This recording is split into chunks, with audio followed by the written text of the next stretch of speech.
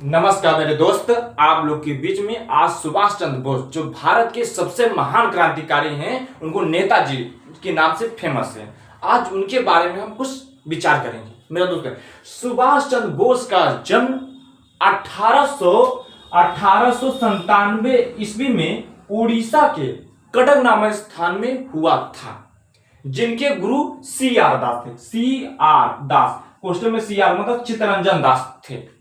ये 1920 में ये IAS की परीक्षा को ज्वाइन किए। IAS में, या इसको ICS लिख दो, ICS इंडियन सिविल सर्विस की परीक्षा को ज्वाइनिंग किए। 1921 में इसको रिजाइन दे दिए कि अब मैं अंग्रेजों का हुक्म नहीं करूंगा। उतनी समय महात्मा गांधी असहयोग 1 अगस्त 1920 में असहयोग आंदोलन शुरू किए थे। 1921 में छोड़े, असहयोग आंदोलन में भाग लिए।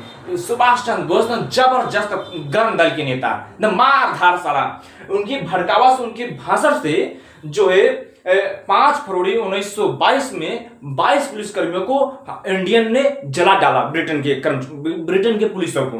असहयोग आंदोलन का मतलब ही यह होता है, अंग्रेजों का हम किसी प्रकार का हुकुम नहीं करेंगे। महात्मा गांधी जी के कहने पर 2-6 लाख स्टूडेंटों ने स्कूल जाना छोड़ दिया, वकीलों ने वकालत करना छोड़ दिए, नाई वाला दुकानों छोड़ दिया। अंग्रेज आए, बाल काट बड़े बड़े थे, ऐसे चाकू छुरी फेंक दिया, ले अपने काट ले, उनके कहने पर वो भी छोड़ दिया। दुकानदार आटा मांगने आता, सड़क गिरा देते थे। कहने मतलब किसी प्रकार का अंग्रेजों का हुकुम नहीं करेंगे। उन्हीं से भीड़ में सुभाष चंद्र गर्म दल के नेता थे, 22 पुलिसकर्मियों को एकदम उत्पीड़ित करके जलाते हैं। तो महात्मा गांधी बाद में इसको इस्तीफा दे दिए कि हिंसा है, इसको जैसे महात्मा गांधी ने इसको जो है इसको उसी समय रोक दिया गया था, कहने मतलब। हाँ, फिर 1921 में सुभाष चंद्र बोस ने रिजाइन दे दिए। फिर उसके बाद 1939 में एक एमपी के त्रिपुरा नामक स्थान पे जो है, त्रिपुरा नामक स्थान में ये क्या करें, वहां के कांग्रेस के चुनाव लड़े, कांग्रेस के ऊपर ने प्रत्याशी बने। महात्मा गांधी जी कहे आप जो इसमें भाग मत लीजिए, इसको त्याग पत्र दे दीजिए, नहीं अंग्रेज किसी प्रकार का रिस्क नहीं, सीधे फायरिंग चलवा देंगे। आपको लड़ना मरना हो तो आप जो एक अलग अपना पार्टी बना लीजिए। तो वो सीताराम मैया जो उसको सौंप दिया गया था, ये अपना पार्टी अलग बना लिए। तो महात्मा सुभाष चंद्र बोस जो है भड़कीला भाषण देने के कारण 1941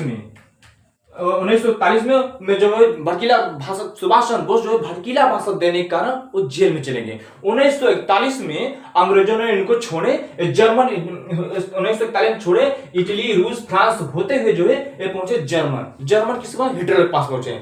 हिटलर के ऑफिस में गए, एक डुप्लीकेट हिटलर आया कि सुभाष चंद्र बोस जी हम हिटलर हैं। तो सुभाष चंद्र बोस सुभाष चंद्र बोस उसको भी बलिदान है, दूसरा का आया उसको भी सुभाष चंद्र बलिदान, तीसरा का आया हिटलर आया, हम जय हिंद के जय जन। कि आपने मुझे कैसे पहचाना कि सोने की परख सुनार को बहुत अच्छी तरह से आता है। कि अरे एक आदमी काम का आदमी है, कि बताओ आप क्या चाहते हैं, कि हम हजूर बहुत बड़ा चीज है, क्या चाहते हो, कि जो है 3 लाख सैनिक जो है, 3 लाख सैनिक ब्रिटेन वाले जो है भारत से ब्रिटेन ले गए हैं, 3 लाख सैनिक।